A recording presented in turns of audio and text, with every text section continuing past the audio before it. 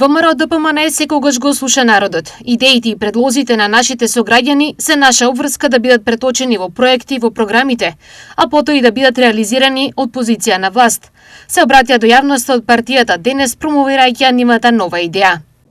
Од 27 август до 3 септември, во временски период од 17 до 21 часот, во сите општини низ државата, на плоштадите или прометните локации, во истите ќе бидат поставени штандови, дел од акцијата "Предложи".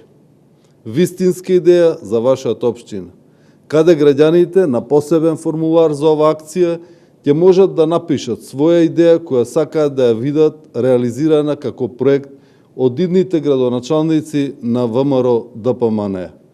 Во истиот временски интервал ќе бидат отворени и сите штабови низ државата, каде членовите на партијата и граѓаните исто така ќе можат да ја дадат својата идеја или предлог за проект.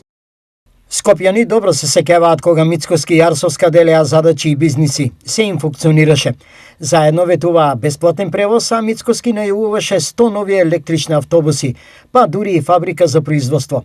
Но се скараа за рацете во медот и го заглавија главниот град во хаос. Денеска ја гледаме истата шема.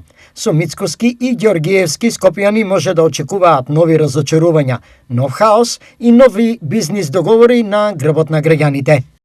Стои меѓу другото во соопштението.